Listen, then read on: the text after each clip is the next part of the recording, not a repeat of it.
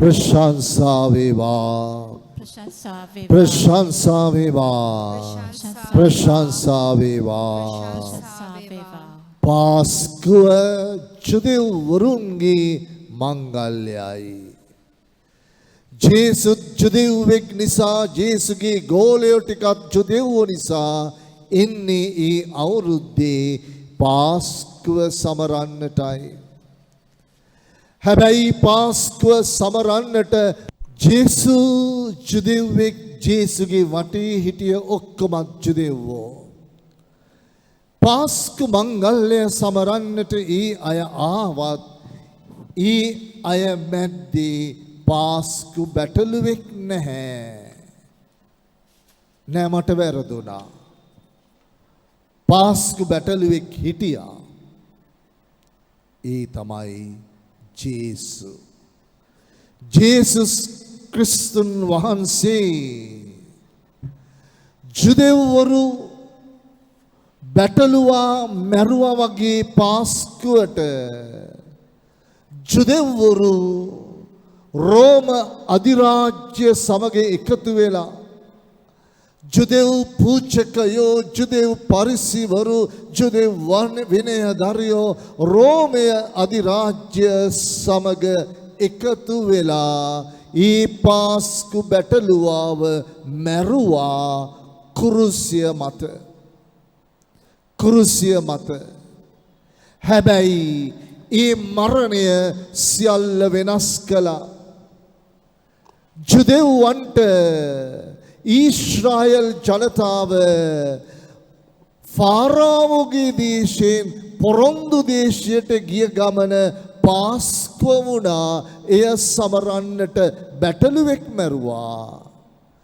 ජුදෙව්වරු කුරුසිය මත ජේසුස් ක්‍රිස්තුන් වහන්සේව මරපු නිසා ඒ සිරුර කැඩුන නිසා ඒ ලෙය වන්දියක් ලෙස ගලාගෙන ගිය නිසා ජුදෙව්වරුන්ට විතරක් නෙමෙයි සකල මිනිස් සංහතිය එතර කරන අධර්මිෂ්ඨකමින් ධර්මිෂ්ඨකමට පාපයෙන් සුද්ධවත් බවට ගැලවීමට එතර කරපු පාස්කුව බවට මේ කුරුසියේ මරණය පත් වුණා. මේ මරණයත් සමග අලුත් පාස්කුවක් බිහි වුණා. මාත් කියනවා මේ මරණයත් සමග අලුත් පාස්කුවක් බිහි වුණා. මොකද්ද ඒ පාස්කුව? ජේසුස් ක්‍රිස්තුස් වහන්සේගේ දුක් විඳීම, මරණය, උත්ථානය සමරන පාස්කුවයි. ප්‍රශංසා වේවා. ප්‍රශංසා වේවා. දැන් මම යන්නේ මේ පාස්කුව සහ ජුදා පාස්කුව අතර සම්බන්ධතාවය ඔයාලට පෙන්වන්නටයි. ඊ සම්බන්ධතාවය තුළ ඔයාට මට ලැබෙන පණිවුඩය අයිති කරගන්නටයි. ජුදෙව්වරුන්ට පාස්කුව සමරන්නට දිනයක් තිබුණා. කවදද ඒ දිනය? අබිබ් මාසේ 10 වෙනිදා ඉඳන් 14 වෙනකන් දිනය. හරියට කිව්වොත් 14 වෙනිදා අබිබ් මාසයේ නිසාන් මාසයේ 14 තමයි පාස්කුව සමරපු දවස. අපිට කිතුණු අපිට කතෝලික අපිටත් පාස්කු මංගල්‍යය සමරන දිනයක් තියෙනවා. ඒක අවුරුද්දෙන් අවුරුද්දට වෙනස් වෙනවා. මේ අවුරුද්දේ තියෙන්නේ අප්‍රේල් 17යි. වෙන අවුරුදුවල ඕක මාර්තු මාසෙ මුල වැටෙනවා, මාර්තු මැද වැටෙනවා. දිනය වෙනස් වෙනවා. මගේ පළමු ප්‍රශ්නය. අවුරුද්දේ මේ අපිට ලැබෙන පාස්කු ඉරිදාව තේරෙන භාෂාවෙන් මහ සිකුරාදාව මහ බ්‍රහස්පතින්දාව විතරද අපි පාස්කුව සමරන දවස් බවට පත්වන්නේ. ඔව්ද නැද්ද? මෙහෙල් මහත්තයා ඔව් කියනවා. මාත් අහනවා කතෝලික අපිට ක්‍රිස්තියානි අපිට ජේසුගේ පාස්කුව සමරන දිනය බවට පත්වන්නේ මහ බ්‍රහස්පතින්දා මහ සිකුරාදා පාස්කු ඉරිදා පමණක්ද? අර අම්මා ඔළුව මෙහෙම කරනවා.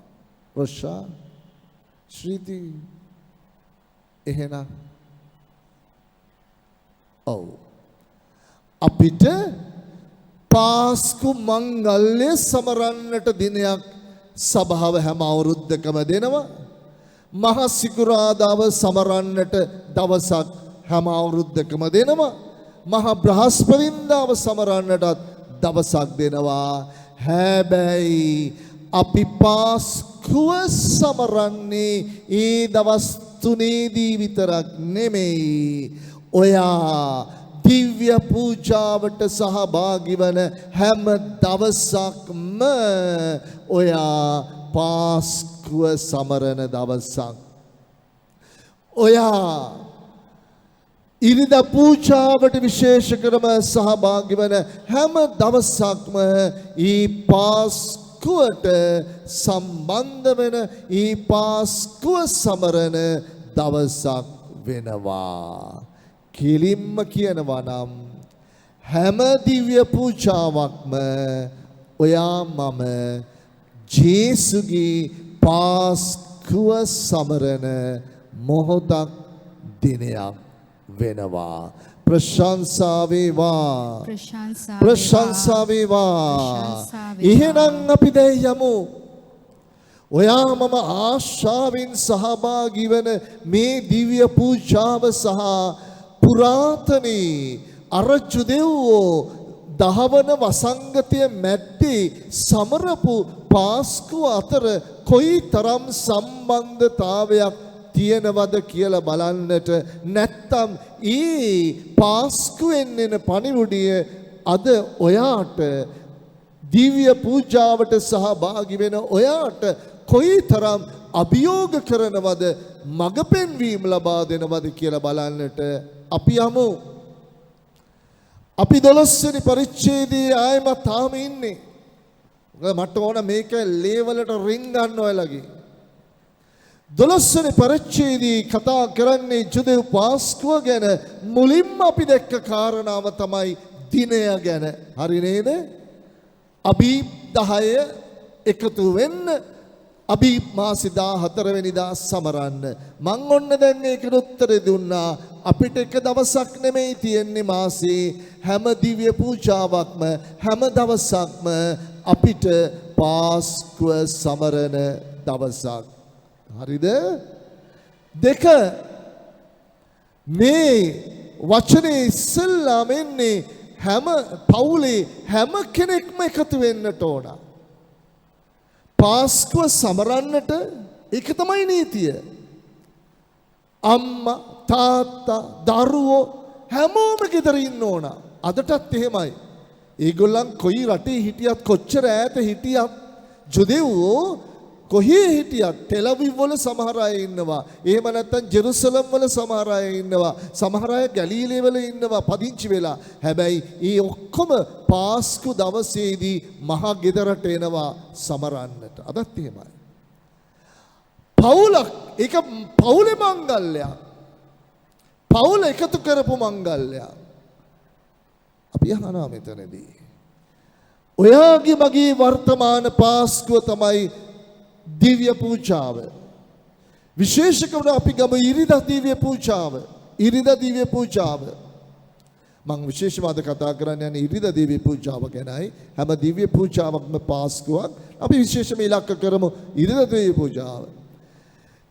ඉරිදා මගේ දිව්‍ය පූජාවට ඉරිදා පාස්කුව සමරන්නට පාස්කු මංගල්‍යයට ඉරිදා සැමරෙන පාස්කුවට මගේ පවුලත් එක්ක සහභාගී වන කෙනෙක්ද? අපි පවුලක් ලෙස මේ පාස්කු භෝජනය අනුභව කරන්නට එන පවුලක්ද? මම දකිනවා සමහර පවුල් මෙහෙම ඔළුව කරකවනවා මං හැමතිස්සෙම යාඥා කරනකොට දේශනා කරනකොට දැකලා තියෙනවනේ. මම දකිනවා හරි ලස්සන පවුල් ඉන්නවා එකට වාඩි වෙලා දිව්‍ය පූජාවට සහභාගී වෙනවා. සමහරට එකට වාඩි වෙන්නේ අම්මා මෙතන තාත්තා එහෙම හරි කමන්නේ. ඒ නිසා ඔයා මතක තියාගන්න ඔයාගේ ලොකු වගකීමක්. ඔයා මේ පාස්කුව සමරන්නට හැම ඉරිදම එනවා වගේම ඔයාගේ දරුවත් එතන ඉන්නට ඕන. ඔයාගේ ස්වාමි පුරුෂයත් එතන ඉන්නට ඕන. දරුවට ටියුෂන් තියෙනවනේ අනේ එයා A level කරනවානේ මේ අවුරුද්දේ ඒ නිසා උදේ ඉඳන්ම හැන්දෑවට ටියුෂන් යනවා මේ අවුරුද්දේ දරුවා ආවේ නැති වුණාට කමන්නේ එහෙම කියලා පවන් ගහ ගන්න එපා හදවතට. අනේ මගේ මහත්තයා ඉරිදට තමයි රස්සාවේ කීයක් හරි වැඩපුර ලැබෙන්නේ අනිත් දවස්වලට වඩා ඩබල් ගෙවනවානේ මහත්තයාට. ඒ නිසා මහත්තයා මැරෙන්නේ අපි වෙනුවෙන්නේ. ඒ නිසා එයා ඉරිදට වැඩට ගියාට කමන්නේ නැහැ කියලා පවන් ගහ ගන්න එපා හිතට. අපි ට්‍රිප්ස් යන්න දාගන්නෙත් ඉරිදා නේ. සෙනසුරාදා පාටියට ගිහිල්ලා එළි වෙනකන් නටලි වෙරලා මුළු දවසම නිදාගන්නේ ඉරිදා. මේ බලන්න තීරුම් ගන්න. ඊශ්‍රායල් ජනතාව ගැලවීම අත්දැක්ක තැන පාස්කු මංගල්‍ය පාස්කු භෝජනය පවුලක් ලෙස ඒගොල්ලන් සමරුවා. මං ඔබට කියනවා පවුලක් ලෙස මේ පාස්කුවට මම දැන් පාස්කුව කියන වචනේ ඔයාලා තේරෙන්නට ඕන. හරිද? මේ ඉරිදා පූජාවට ඔයාලා සහභාගී වෙනකොට ලැබෙන වරප්‍රසාදය ප්‍රබලයි. අම්මා තාත්තා දරුවෝ ටික ඇවිල්ලා මෙතන ඒ පැය එහෙම නැත්නම් පැය එකයි කාලකමාර ජේසුට දෙනකොට ලැබෙන වරප්‍රසාදය ප්‍රබලයි. ඒක අත්දැකලා තියෙන පවුල් මෙතන ඕන තරම් නැති. එහෙම ඉන්නවද? praise the Lord. ප්‍රශංසා වේවා. මේක ඇත්ත. ඒ නිසා ඒ අධ්‍යාත්මිකත්වය දැන් මීට පස්සේ ඔයාලා මතක තියාගන්න ඉරිදා පූජාවට එනකොට ණය යුක්තියක් ඉෂ්ට කරන්න එනවයි කියන හැඟීමෙන් නෙමෙයි. නෑ ජේසුගේ පාස්කුව සමරන්නටයි මම මේ යන්නේ. ජේසුගේ පාස්කුව සමරන්නටයි අපේ පවුලම අද යන්නේ පල්ලියට. ඒ සිතුවිල්ලෙන් ඒ අධ්‍යාත්මිකත්වයෙන් එන්න දැනේවි හරි බලයක් ඔයාට. හරි යමු ඉස්සරහට. ඒ වගේම අපි දැක්කා මේ කතන්දරේ කියනවා ගෙදර ඔක්කොම දෙනා එකතු වෙන්න ඕනයි කියලා. ඒ වගේම කිව්වා වටපිටාවේ ඉන්න අයවත් පුළුවන් නම් ඒගොල්ලන්ට යමක් කමක් නැත්තම් එකතු කරගන්න කියලා. නේද? මතක තියාගන්න. ඔයා පල්ලි එනවා. හැබැයි ඔයාගේ ගෙයි එහා පැත්තේ ඉන්න මිනිස්සයා දෙවියන් වහන්සේව අදහන්නේ නැහැ. පල්ලි පළාතේ යන්නේ නැහැ. ඔයාට වගකීමක් තියෙනවා. එයාවත් දෙවියන් වහන්සේ ගාවට ගේන්නට පාස්ක භෝජනයට රැගෙන එන්නට. ඒ වගේම මේක කතා කරන මේ සහභාගීත්වය බෙදා ගැනීම ඔයා ජීවත් කරන්නට ඕන. ඔයා පල්ලි ඇවිල්ලා ගෙදර ගිහිල්ලා විතරක් මදි. අපි යනවා ඉස්සරහට. දැන් පාස්ක භෝජනේ ඉස්සෙල්ලාම වෙච්ච දේ තමයි බැටළුවා මැරුවා. ලේ අරගෙන ගෙයි උළුවස්සේ ගෑවා. මං හිතනවා මම මීට මගේ මේ මෙහෙණ කිරීම දෙකකට ඉස්සර වෙලා ඒ ශ්‍රී රුධීරය ගැන මම කතා කළා. මතකයිනේ? අපේ ක්ලිප් එකේ දාලා තියෙනවා බැටළු ලේ සහ ජේසුගේ ශ්‍රී රුධීරය ගැන. මම ඒ නිසා ඒ ගැන ආයෙත් කතා කරන්න යන්නේ නැහැ. මොකද ජේසුගේ රුධීරයේ ශ්‍රී රුධීරයේ ති බලය ගැන මම මීට ඉස්සලා දේශනා දෙකකට ඉස්සර වෙලා ඒක බෙදාගත නිසා ආයෙත් පොඩ්ඩක් විතරක් මතක් කරනවා ජේසුගේ ලය හරි ශුද්ධවන්ත බලවන්ත ලයක්. ඔයා මා සුව කරන, ඔයා මා බලවත් කරන, ඔයා මා නිදහස් කරන ලය ජේසුගේ ලයයි. දැන් ඔන්න බලන්න 12 වෙනි පරිච්ඡේදයේ 8 වෙනි වගන්තියේ අපිට හම්බ වුණා වචන දෙකක්. මොකක්ද මේ වචන දෙක? පාස්කු භෝජනය අනුභව කරන්නට නොමුහුන් රොටි සහ තිත්ත පලා සමග. නොමුහුන් රොටි සහ තිත්ත පලා සමග. නොමුහුන් රොටි මේ වෙනකොට මම කියලා දීලා තියෙනවා. අපි ඉස්සරහට තව බලන්නට යනවා. සුද්ධත්වයේ සංකේතයයි, පවිත්‍ර වීමේ සංකේතයයි, පාපයෙන් නිදහස් වීමේ, පාපය නැහැයි කියන එකේ සංකේතයයි නොමුහුන් රොටි. ඔයා දිව්‍ය පූජාවට සහභාගී වන හැම දවසකම ජේසු ඔයා තුල කරන පළමු දේ මෙයයි. මොකද්ද? ඔයාව සුද්ධවත් කිරීම. හැම දිව්‍ය පූජාවක්ම ඔයාව පවිත්‍ර කරන මොහොතක්. ඔයාගේ පාපය අරගෙන එළියට දාන මොහොතක්. කවුද මෙතන ඉන්නේ වැරදි නොකරන අය? කවුද මෙතන ඉන්නේ පාපයක් නැහැයි කියන අය? එකෙක්වත් නැහැ, මාත් ඇතුළුව. අපි ඔක්කොම දුර්වල මිනිස්සු. ගෙවල් ඇතුලේ සම්ඩු දබර කරනවා අපි. පරුෂ වචන කියවෙනවා. කේන්තියෙන් කෑ ගහනවා. කාමය නිසා අපි වැටෙන අවස්ථාවල් තියෙනවා. අපි කවුරුත් හොඳ මිනිස්සු නෙමෙයි. සුද්ධවන්ත මිනිස්සු නෙමෙයි. හැබැයි ඒ අශුද්ධකමත් එක්කයි, ඒ දුර්වලකමත් එක්කයි, පාපයත් එක්කයි මම දිව්‍ය පූජාවට එන්නේ. පාස්කු භෝජනයට එන්නේ. බලන්නකෝ පූජාව කොහොමද පටන් ගන්නෙ? පියාණන්ගේද පුත්‍රයාණන්ගේද ශුද්ධාත්මනගේද නාමයෙන් ආමේන්. අපගේ එකම ස්වාමීන් වන ජේසුස් ක්‍රිස්තුස් වහන්සේගේ වරප්‍රසාදය ඒ ටික කියලා ඉස්සෙල්ලාම එන්නේ මොකටද? අපි දැස් පියාගෙන අපේ ජීවිතයේ ඇති පාපයට සමාවිල්ලමු නේද? එහෙම ඒ පසුතැවිල්ලට ගිහිල්ලා සියලු බල ඇති දෙවියන් වහන්සේටද සහෝදරවරුනි ඔබටද මාගේ පව් කියමි කියලා ලස්සන ගැඹුරු ආඥාවක් අපි කියනවා. මේ ආඥාව කියන හැම මොහොතකම ස්වාමින් වහන්සේගේ පවිත්‍ර වීම, සුද්ධවත් වීම, පාපයට සමාව ඔයාට ලැබෙනවා, ගලාගෙන එනවා. බලන්න පාස්කු භෝජනේ, ජුදා පාස්කු භෝජනේ නොමුහුන් රොටි සහ දිව්‍ය පූජාවේදී සිද්ධ වන පාපේ නිදොස් වීම, සුද්ධවත් වීම. නොමුහුන් රොටි සමග තිත්තපලා ජීවිතේ කොච්චර දුක් විඳින මිනිස්සුද මේ? කොච්චර පීඩාවන් එක්කද අපි ජීවිතේ ජීවත් කරන්නේ?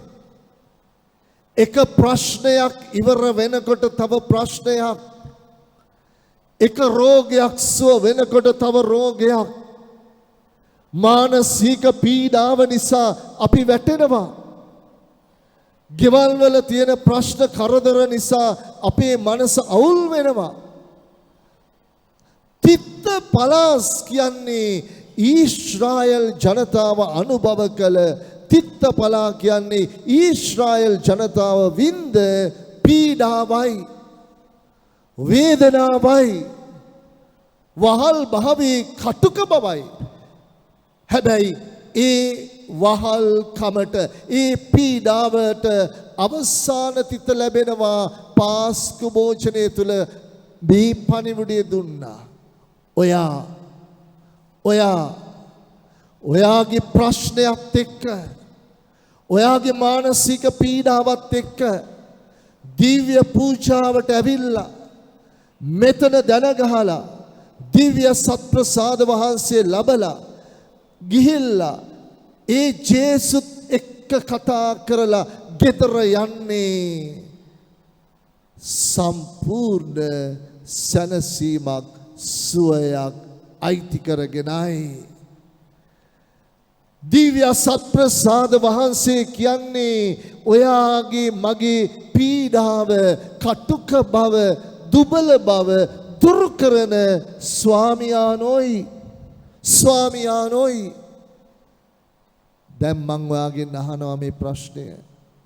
ඕගලම් පුරුදු වෙලා තිබෙනවා සමහරක් දෙනෙක් මෙතනට දිව්‍ය සත්ප්‍රසාද පල්ලියට ඇවිල්ලා යාඥා කරන්නට. එහෙම පුරුදු වෙලා තියෙන අය පොඩ්ඩක් අතුස්සන්න බලන්න. පොඩ්ඩක් ගොඩක් දෙනෙක් ඉන්නවා.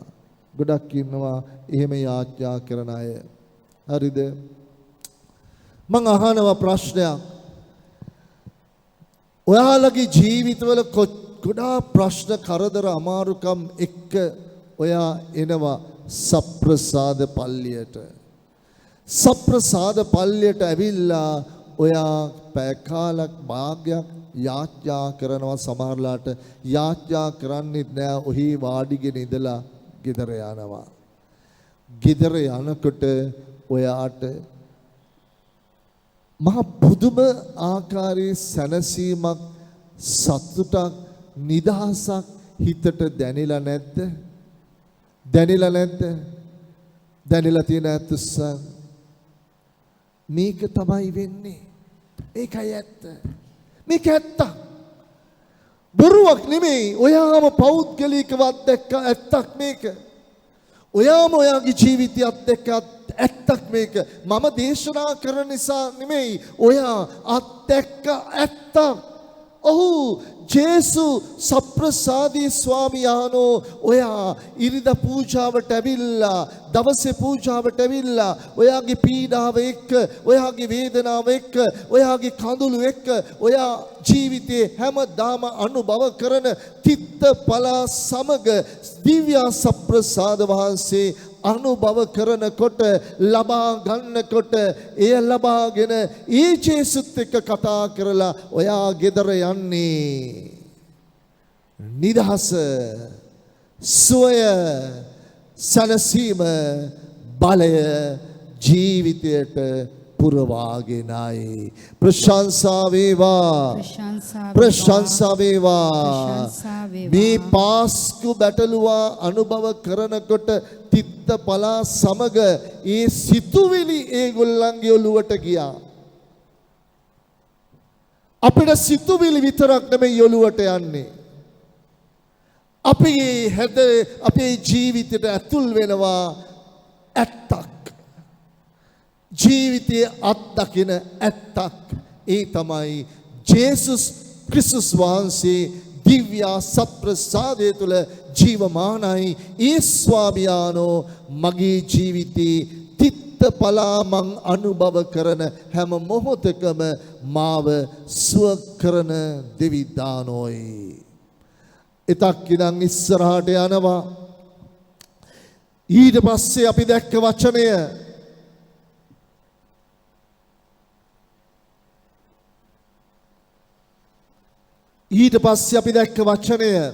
ලහියේ අනුභව කරන්න. ඉංග පටිය බැඳගෙන 11 පා වහන් දාගෙන හැර යටිය අරගෙන ලහියේ අනුගමනය කරන්න. ඇයි? පාස්කු රාත්‍රිය හමාර වෙනකොට අලුත් දවසක් උදා වෙනකොට ගමනක් යන්නට ලෑස්ති වෙන්නට සූදානම් වෙලා ඉන්නට අවශ්‍ය නිසා නේද? මම ඉගෙනනවා.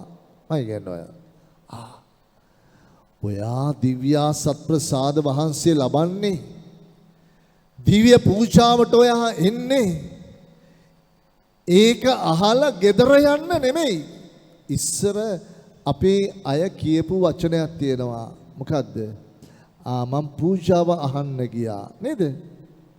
අපි අය පූජාවට ගියයි කියන දේ කියන්නේ මම අද පූජාව අහන්න ගියා. ඇහිලා නැද්ද? ඔහොම කෙනෙක් කියන්නේ මම පූජාව අහන්න ගියා. ඔයා පූජාව අහන්න එන්න එපා නේ ගෙදර ඉන්න ඊට වැඩිය හොඳයි. පූජාවල් අහන්න එන්න එපා. නෑ. ඔයා ජේසුගේ මේ තැනට එන්නේ පාස්කු භෝජනය අනුභව කරන්නට එන්නේ හැම ඉරිදම ඒ පාස්කුව සමරන්නට එන්නේ මෙන්න ජේසුත් එක්ක අලුත් ගමනක් හැමදාම ඔයා යන්නටයි.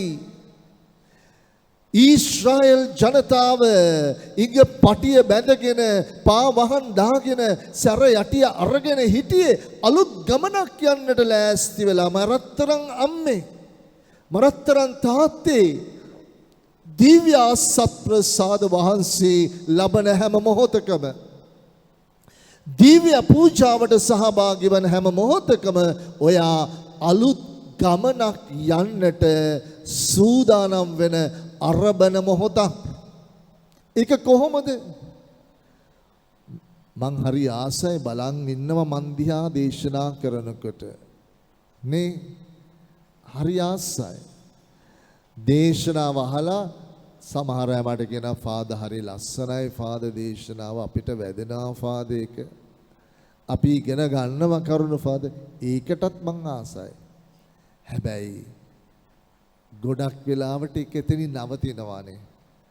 දේශනාව ලස්සනයි අනේ අපි ගොඩක් දේවල් ඉගෙන ගත්තා අනේ ෆාදර් මරු කියලා අපි නවතිනවා.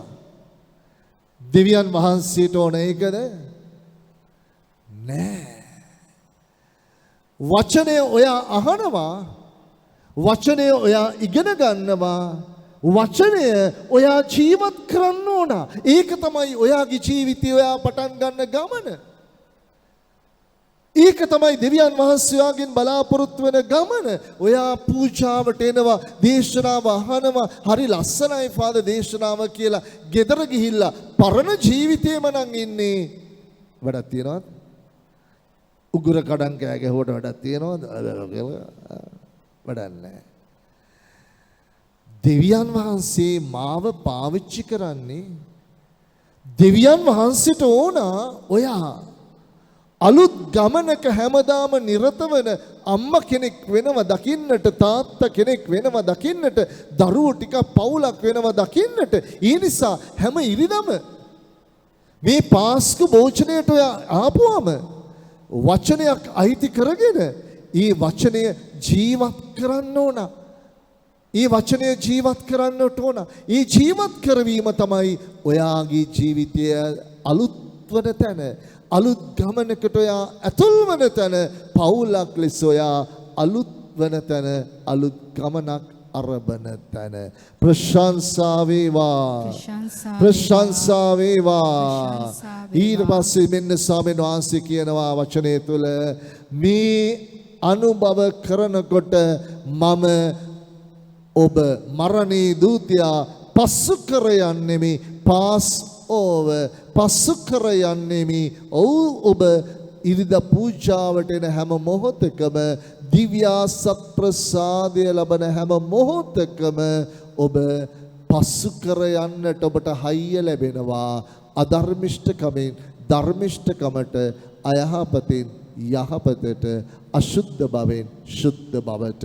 මේ ටික කියලා මම අවසාන කොටසට එනවා. අවසාන කොටසට එනවා. මොකද මම මේක ගත්තෙත් නැහැ ඔයාලට තීරුම් කරන්නට.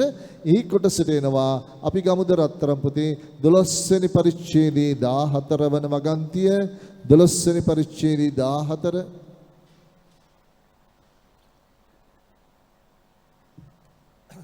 මොකද්ද මේ දවස් මෙන්න දැන් කියනවා පාස්කුව ගැන දෙවියන් වහන්සේ මෝසෙස්ට කියනවා මේ දවස නුඹලාට අනුස්මරණ දිනයක් ලෙසද සමිදානන් වහන්සේ වන මාහට මංගලෝත්සව දිනයක් ලෙසද පැවැත්විය යුතුයි.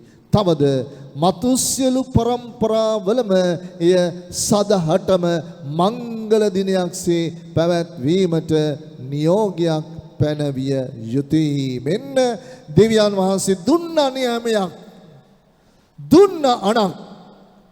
මොකද්ද නියමය? පාස්කුව කියන්නේ මංගල්‍යයක්.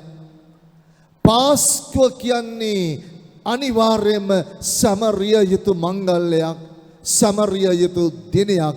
ඒ නියෝගය පිළිපැදිය යුතුයි.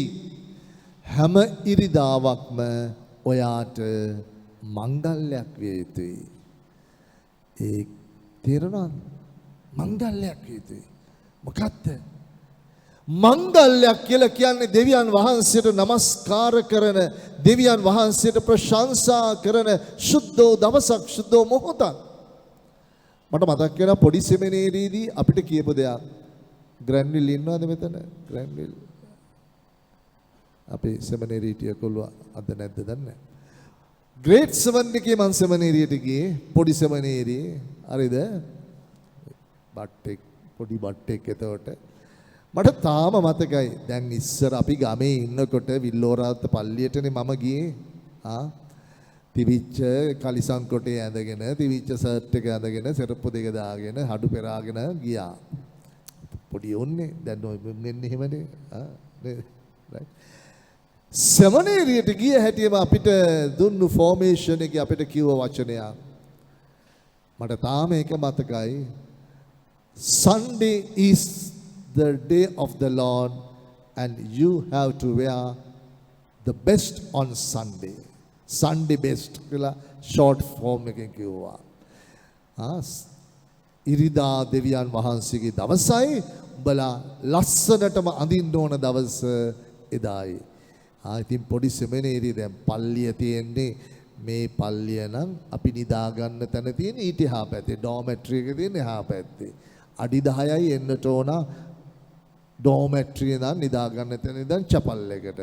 හැබැයි ඉරිදාට ලස්සනට ෂර්ට් එක ඇඳගෙන, ලස්සනට කලිසම ඇඳගෙන, මැදලා අයන් කරලා, සපත්තු දාලා, මේස් දාලා තමයි අපිට ඉරිදා පූජාවට එන්න ඕනයි කියලා නියෝගයක් තිබුණා.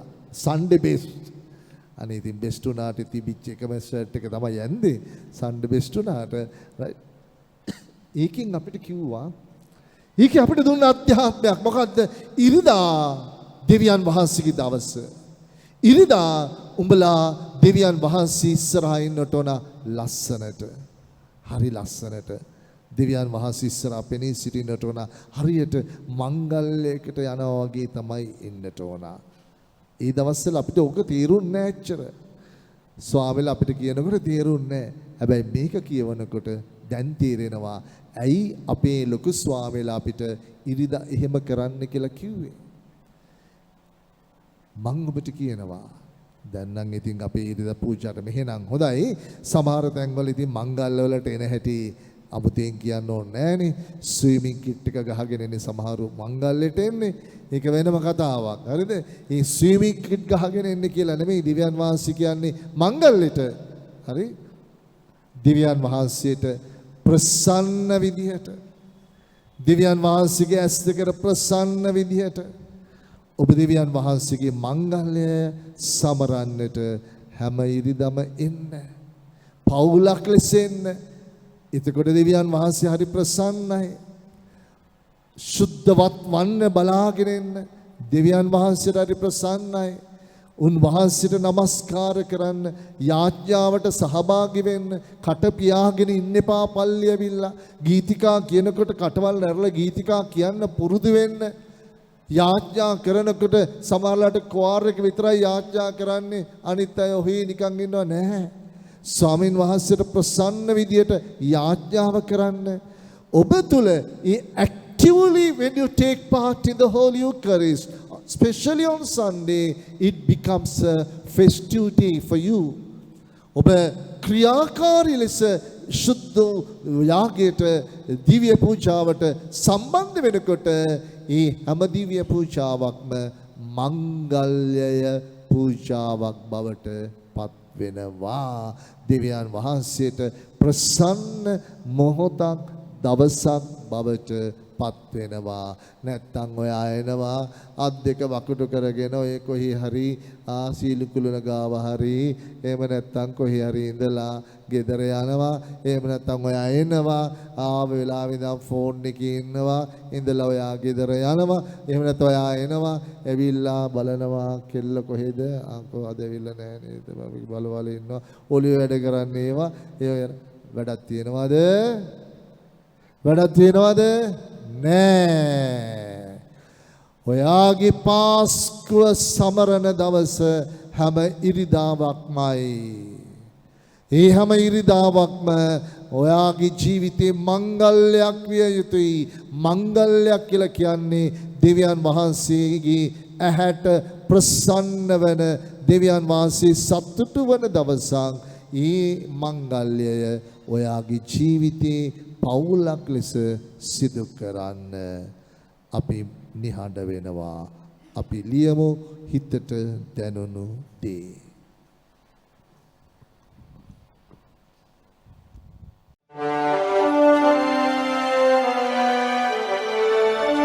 Thank you.